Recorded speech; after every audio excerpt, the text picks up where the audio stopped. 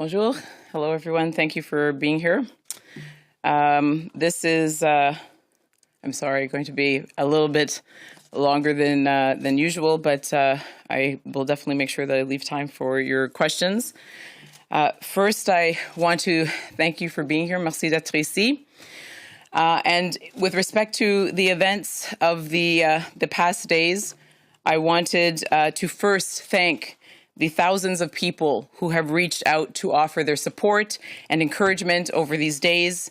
Their support has come from far and wide and from many unexpected and wonderful places, and I am very grateful for that. In difficult times, it is wonderful to be reminded that you are not alone. First woman of color, first Black person, and first Jewish woman ever elected to lead a major federal party. It was never going to be a walk in the park. When I ran to lead the Green Party of Canada, I ran on an explicit platform of diversity, democracy, and daring.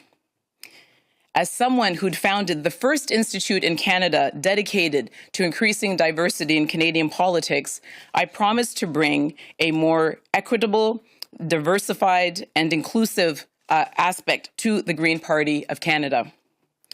And the members resoundingly supported that platform, and the work began last October. The work is ongoing, and it is not always easy, but it is absolutely worth it. We launched our Time to Run campaign, the first ever open and transparent recruitment drive for diverse candidates in the history of federal politics.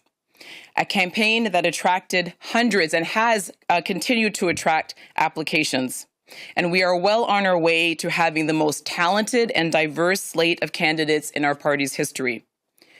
We have revamped our nominations procedures so that one of the most major barriers to inclusion and to entry into politics has been lowered. We launched our first ever open recruitment of shadow cabinet members, something that will produce our most qualified and diverse shadow cabinet ever.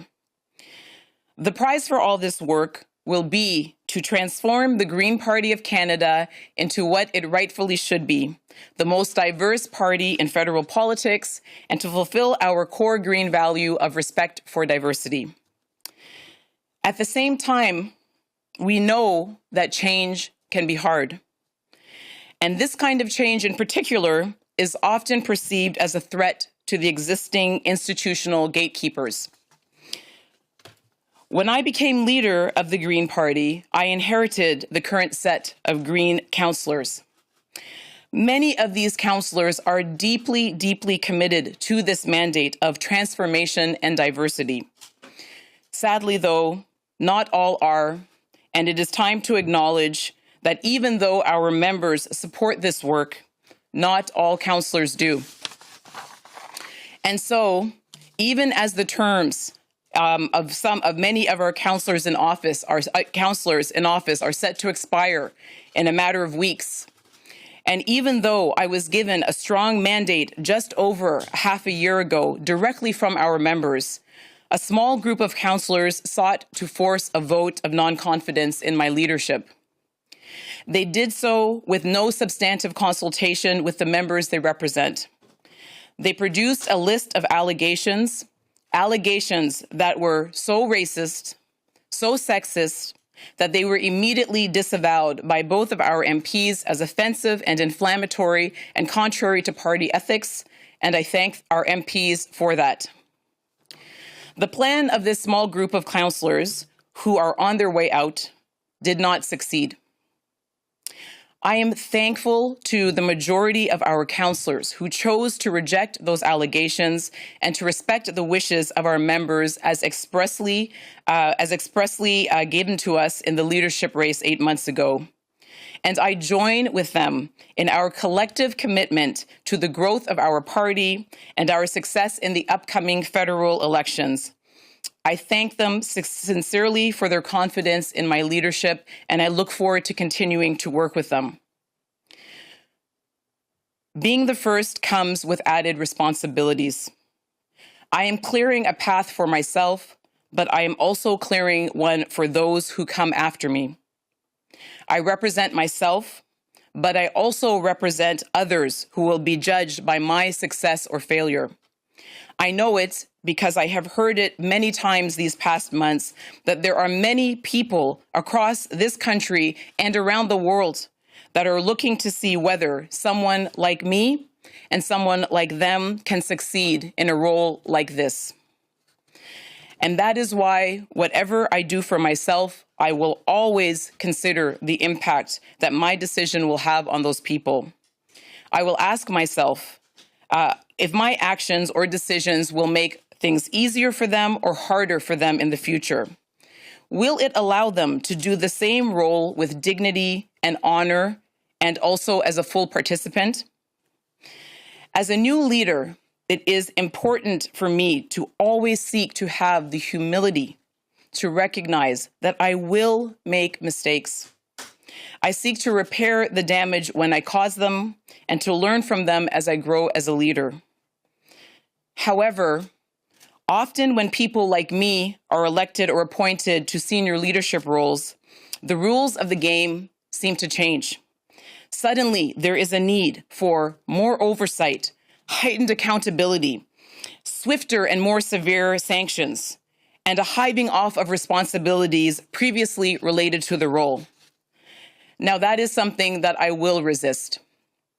I do not need a bespoke set of rules established for me, and I haven't asked for any special accommodation, but I am seeking the same freedom to lead and fulfill my role as leader of the Green Party on behalf of our members. Collaboration and collegiality does not mean bowing down. It doesn't mean being brought to heel. Now, a quick word about the Liberal Party of Canada's role in this. The Liberal Party of Canada has demonstrated that it is hell-bent on winning their majority at almost any cost. By their own admission in recent days, they have sought to sow division and to create disarray within the Green Party of Canada for their own political advantage in key regions where Greens are surging. It was cynical, it was craven, and with the help of our members, it will not succeed. The Liberal Party has loudly claimed to support this work to diversify politics, and yet their actions don't back that up. That claim that they are allies is one where they talk the talk without walking the walk. To the Prime Minister, Justin Trudeau, I say to you today, you are no ally and you are no feminist. Your deeds and your words over these past weeks prove that definitively. A real ally and feminist doesn't end their commitment to those principles whenever they come up against their personal ambition. To the people of Canada, I ask you directly, how many times will we allow Justin Trudeau to get away with pushing strong, competent, capable women out of politics when they are seeking to serve? And how much longer will we allow him to do it with impunity? Today, I am here to say that I am one woman that he will not push out of politics, and he can believe it. There is a different way to do politics. One with true kindness, civility, and under my leadership, the Green Party of Canada remains committed to this model of kindness and civility.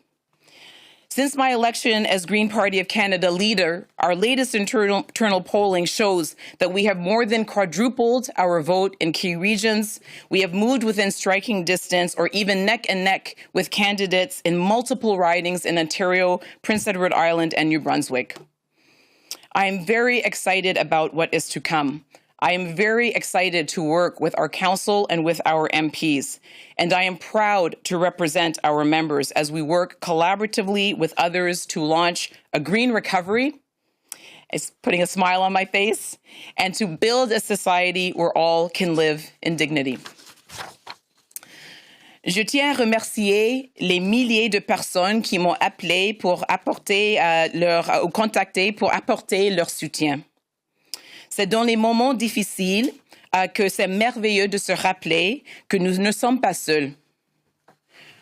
Première femme racisée, première personne noire et première femme juive élue à la tête d'un grand parti fédéral.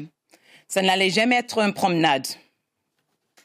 Lorsque je me suis présentée pour diriger le Parti vert du Canada, j'ai fait campagne sur un programme explicite de diversité, de démocratie et d'audace. J'ai promis apporter plus d'équité, de diversité et d'inclusion au sein du Parti vert du Canada. Les membres ont appuyé ma programme de façon retentissante et le travail a commencé en octobre dernier. Le travail continue. Ce n'est pas toujours facile, mais il en vaut absolument la peine. Nous avons lancé notre campagne Faites le saut, la toute première campagne de recrutement ouverte, et nous sommes en pas pour avoir des candidats et candidates les plus qualifiés et diversifiés dans l'histoire de notre parti. Nous avons réorganisé nos procédures de nomination de sorte que l'un des plus grands obstacles à l'entrée en politique est abaissé. Nous avons lancé le tout premier recrutement ouvert des membres du cabinet fantôme qui produira en plein temps notre cabinet fantôme le plus qualifié et diversifié de toute l'histoire de notre parti. Le prix de tout ce travail sera de transformer notre parti vert dans le parti le plus diversifié de la politique fédérale et d'honorer notre valeur fondamentale de respect de la diversité. Nous savons que le changement est difficile et ce type de changement en particulier est souvent perçu comme une menace pour le status quo. Lorsque je suis devenue chef, j'ai hérité de l'ensemble actuel des conseillers. Beaucoup sont profondément engagés dans ce mandat de transformation et de diversité. Malheureusement, ce n'est pas le cas pour tous les membres de notre conseil et il est temps de reconnaître que même si nos membres appuient ce travail, ce n'est pas le cas de tous les conseillers. Ainsi, alors que leurs mandats sont sur le point d'expirer dans quelques semaines et que j'ai reçu un mandat fort, il y a un peu plus de 6 mois, un petit groupe de conseillers a cherché de profiter de le départ d'un de nos députés pour imposer un vote de non-confiance envers mon leadership. Ils l'ont fait sans aucune consultation substantielle avec les membres qu'ils représentent. Ils ont produit une liste d'allégations, des allégations si racistes, si sexistes, qu'elles étaient immédiatement désavouées par nos députés qui l'ont jugée offensante, incendiaire et contraire à l'éthique du parti. Et pour ça, je le remercie. Le plan de ce petit groupe de conseillers qui sont à le départ n'a pas réussi. Je suis reconnaissant envers la majorité des conseillers qui ont choisi de rejeter ces allégations et de respecter les souhaits de nos membres. Et je les remercie sincèrement de leur confiance dans mon leadership et je m'engage de travailler avec eux d'une manière collective pour la croissance de notre parti et le succès dans la prochaine élection. Être la première vient avec des responsabilités supplémentaires. Je le sais parce que j'ai entendu maintes fois qu'il y a beaucoup de gens dans l'ensemble du pays qui attendent de voir si quelqu'un comme moi ou quelqu'un comme eux peut réussir dans un rôle comme celui-ci. C'est pourquoi que je toujours considère l'impact de mes décisions sur ces personnes. Est-ce que cela lui permettra-t-il de jouer le même rôle avec dignité et honneur et en tant que participant à part entière? En tant que nouvel chef du parti, il est important pour moi pour chercher à avoir l'humilité et reconnaître que je ferai des erreurs. Oui, Je cherche à réparer tout ce dommage et aussi de tirer des leçons. Cependant, souvent, lorsque les personnes comme moi sont élues et nommées à des postes de direction, les règles du jeu changent. Soudain, il faut qu'une plus grande surveillance, il faut des mécanismes de responsabilisation renforcés, des sanctions plus rapides, plus sévères, et un abondamment des responsabilités auparavant liées au rôle. C'est une chose à laquelle je vais résister. Je n'ai pas besoin qu'on établisse un ensemble pour moi de règles sur mesure et je ne demande pas d'engagement spatial. Mais je cherche à obtenir la même liberté que les précédents chefs pour remplir mon rôle au nom des membres de notre parti. Un mot rapide sur le Parti libéral du Canada dans cette affaire. Le Parti libéral est déterminé à gagner sa majorité à presque n'importe quel prix. De leur propre aveu, ces derniers jours, ils ont cherché à s'aimer la division, à créer le désarroi au sein du Parti vert du Canada. Pour leur propre avantage politique et dans les régions clés où les Verts sont en plein d'expansion. C'était cynique, c'était lâche, et avec l'aide de notre membre, cela ne réussira pas. Le Parti au Premier ministre Justin Trudeau, je dis, vous n'êtes pas un allié ni une féministe. Et je demande à la population du Canada, combien de fois allons-nous permettre à Justin Trudeau d'écarter de la politique des femmes fortes et compétentes qui cherchent à servir le Canada? Aujourd'hui, je suis ici pour dire que je suis une femme qui ne poussera pas hors de la politique et je vous la garantis. Il y a une autre façon de faire la politique. Il y a une façon de le faire d'une manière plus gentille, plus civile. Et sous ma direction, le Parti vert engage à cet égard. Depuis mon élection à la tête du Parti vert, nous sommes rapprochés des autres partis dans plusieurs circonscriptions, dans l'Ontario, l'île de Prince-Édouard, Nouveau-Brunswick et au Québec.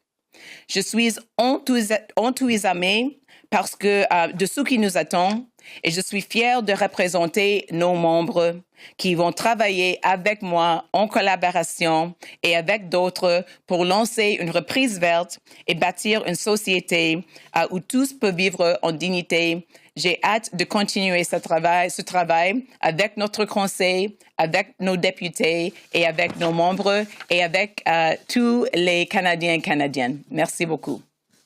Comme nous sommes limités dans le temps, Mme Paul doit quitter pour 5 heures. Nous allons alterner entre le téléphone et la salle pour les questions. Since we're limited in time, Ms. Paul has to leave by 5 o'clock. We'll alternate by the phone and the room for questions. Operator, first question. Please press star one at this time if you have a question. S'il vous plaît, appuyez étoile 1 maintenant pour poser une question. Et la première question, the first question is from Marika Walsh, the Globe and Mail. Please go ahead. Good afternoon, Ms. Paul. I hope you'll be able to stay longer than 7 minutes to answer our questions, given the turmoil in your party. I want to first ask you about this letter that has been leaked. Can you confirm that the letter regarding allegations against you from members of council included accusations that you have an autocratic attitude of hostility, superiority, and rejection, and that you were aggressive in your monologues at federal council, failed to recognize the value of any ideas except your own, and acted in a manner not in compliance with the leader's role? Is that among the allegations that were leveled against you? So as always, I try to again model the values we want to see elsewhere. As you know, I do not discuss internal documents. I do not discuss in-camera meetings. But you're discussing it. I did not discuss the details. And so I will not confirm that. I was not aware that that letter was in the possession of anyone outside of the room. It was only circulated to our councillors.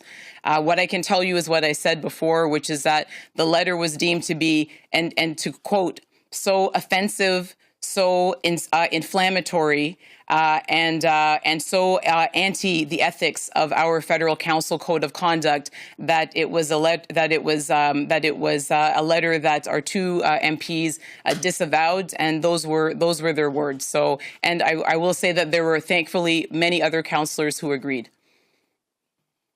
Right, but you are, in your response just now, disclosing the internal conversation. So I'm wondering. No, that wasn't an internal conversation. That was not an internal conversation. Elizabeth May has not said that on the record, and so I'm wondering if you can explain to us what the accusations were, and will you do as the ultimatum said, that you need to disavow Noah Zatzman's comments and show your support for Paul Manley and Elizabeth May? So with respect to the first question, no.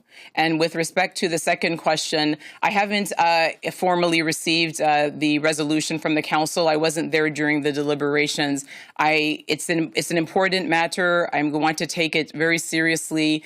I want to make sure that I give it the thought it deserves. This resolution, as I understand it, was passed at 11 p.m. last night. So I will be taking some time to reflect. In the room, Rachel. Hi, Ms. Paul. Well, when you're saying that you haven't seen the resolution, but it seems that everyone else has been reporting that, all you needed to do today to avoid a non-confidence was to disavow Noah Zatzman, like Marika said, and show your support for your caucus, which you have not mentioned today. So are you prepared to face a non-confidence? Do you feel like you have the support of your party with you right now, or are you feeling undermined? So I actually said twice in this that I support. I thanked my this is not my MPs, the MPs of our party. I'll thank them again. I will say, and I absolutely categorically reject that I do not constantly say that I support our MPs. I've only ever said that. So I support our MPs. I support our MPs. I support our MPs. I will say it 3 times, hopefully pour le bon. And in terms, I have seen. Just to be clear, I have seen the resolution. I have not formally received it. I think that is a matter of courtesy to receive it. And again, it was received yesterday. And this is exactly why these things should not be prosecuted in the public, because, you're asking me less than 24 hours later what I intend to do without me having conversations with some of the councillors who were in the room. I was not in the room for the deliberations. And of course, with the other people who were mentioned in the resolution. So I'm going to just say that when there is a decision, when I've had the opportunity to do that, I will absolutely be sharing that with you. But I'm not going to prejudge that. I'm not going to speak to the media before I speak to the people in my party. And you brought up the Prime Minister saying that, this is all his fault. He's trying to take away members and he's trying to undermine you. But it was also Jenica Atwin's decision to leave the party as well. So, and do you feel like you have the support of your own party right now? You've mentioned these allegations of racism and sexism. Can you provide more specifics on that and why you would choose to be leader of a party that is, as you say, alleging making sexist? That is absolutely not correct what I said. What I said is that I had a very strong mandate for our members to diversify the party, which is antithetical to what you're proposing. I do have a very strong mandate from our members, and I'm very, very grateful for every single one who has reached out to offer their support and encouragement. I am leading this party because I believe in it. I believe that the members want this to be the most diverse party in Canadian politics. And as I said, I thank the majority of the councillors who disassociated themselves with the allegations. I thank them for putting our party and our members first and for joining me in this work that we are doing together to diversify our party. And I'm told that is all the time we have. This concludes the press conference. Madame. J'ai 20 minutes of remarks. And you still have not addressed, but you still have not addressed the crux of the problem. The crux of the problem is the comments that your former councillor has said. Sorry, just a moment. I think we need to solve this thing that Jenica first. Atwin is an anti-Semite? I do not. No, okay, so and why of course, is it okay for Mr. Zatzman to say it? I did not say that either. Why don't you disavow I will not. I will say that your tone again is exactly the kind of tone. But why don't you just disavow I will say that I am going to be speaking to the people who are most directly involved. And as I've said, this is exactly why you don't prosecute these things in public. It is respectful to speak with the people more directly involved. Well, respectfully, I would not it is accept respectful that from to the do Prime that. Minister, and Mr. Zatzman is no longer with my office. I'm also not going to prosecute that in public. I have said I do not consider either any of our MPs to be anti-Semites. I have said that repeatedly. I have also said that there is a great deal of room for differences of opinion in our party. That is one of our hallmarks. None of the members of our party have ever been sanctioned by me in any way for their views on any foreign policy matter. You will never find that anywhere. I have never said that. And so I can only say that and hope at some point that the media will accept it, that I do not believe that they will not be sanctioned for their views. I do not agree with many of the views that have been expressed by our MPs, but they are, of course, welcome to express them, and everyone knows that that is the Green Party ethos. Okay. Okay.